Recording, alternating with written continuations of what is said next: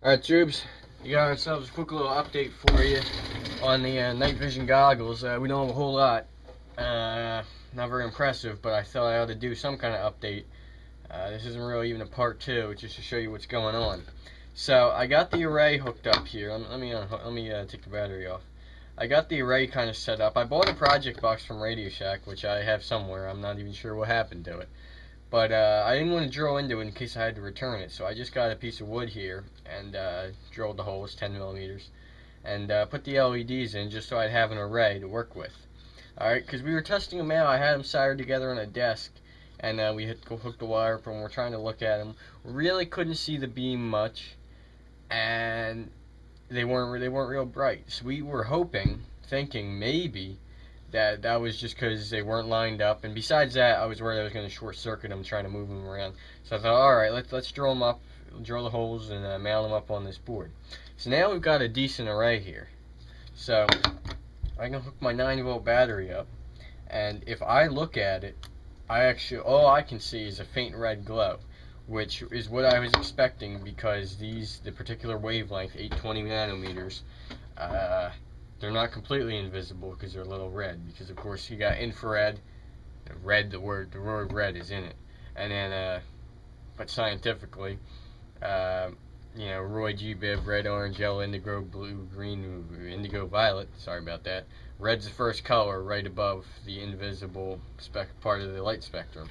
So anyway, after my little science lesson there, if you look at them, you can kind of see them, but they're not very bright. Now, that combined with, I think, my, you can see a little glare from it, so you can tell there's light coming at them. I think that combined with the fact that this 9-volt battery is getting a little weak, that makes it even worse, but that doesn't matter. The disturbing thing we found is if I turn the light off here, and turn my computer off, and shine, here we go, now they're brighter. See? That's what they're supposed to look like. The darker it is, the better they look. So that looks pretty good, right? Well, if I shine these at the desk, we got nothing. Alright. Now I understand it's not complete darkness. See, right like that. Alright, you get a little bit of light, but that's nothing like what I was expecting. Maybe I'm asking too much, but in all the videos I've seen, these things should be lighting up the whole desk from when I'm holding them way up where the camera is, and they should be able to light your room up with no problem. So, at first I thought, alright, well, first of all, these LEDs, they're big LEDs, but I did read that sometimes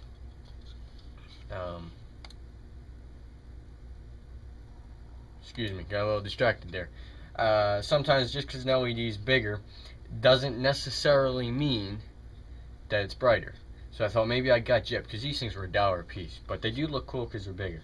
So I thought maybe I was going to have to buy 100 of the little 5mm ones and solder them all together. But what I've done, I did some researching. I think, like, most cameras are supposed to have an infrared filter. Alright, like this camera here, the Kodak PlaySport, it has one. My mom's, her professional photographing camera, I think it's a Samsung, whatever it is, it has it built in too. But it still sees the light, but not terribly bright. And so what I think is that the camera's infrared filter filters out enough of the light that it'll only see it when it's really intense, pointing at the camera, that you can't filter it out. You point it at the desk, it's able to filter it out. Furthermore, especially my camera, it's terrible at low light, picking up low light. Most cameras, unless they're meant for it, are, unless you have something, with a low lux rating. The lux is the light that enters the image sensor, and so you want with a real low rating. And even like a backup camera for a car at night, they have like a 3.0 lux. And I'm looking at these low lux cameras on Amazon, and these are like 0.001 lux, so a thousandth of a lux. All right, so that's 1/3000th of the backup cameras I was looking at, because they were a little cheaper. That's why I was looking at them. They're like $15. But even these for $30, they're pretty legit. These are what they use for night vision security cameras and all that. And it's small, so I can mount it up on a helmet or something. So that's pretty much it as far as that. In any case, I think we're going to have to get one of them. Furthermore, I was thinking about how we were going to look at it, because although the project box is kind of cool and looking through a viewfinder like I was telling you about from a video camera. Although that would be cool, it would be even cooler if they were real night vision goggles. So, take a look at this thing I found. So what these are, if you've ever seen them before in stores and stuff, is they're virtual video glasses. These things, you put them on, and now you have a screen in front of you. People use them for when they want to watch movies on airplanes and stuff and whatnot. So for $50 you get them, and you hook your video source up to it. In our case, the Lowlux camera. So the Lowlux camera will send in what it's seeing, which is of course the light from the goggles, from the LEDs. And so this is basically the closest we're going to get to military spec night vision goggles. So what I think is, if I were able to get a pair of them and mail them up in some kind of, a helmet or whatever, that would be really cool. And then I have real night vision goggles. And so we're going to be working on doing that, and that's what you can look forward to. But I think that's about it. So we'll keep you updated. I'm going to have to save up a little bit because they're kind of expensive.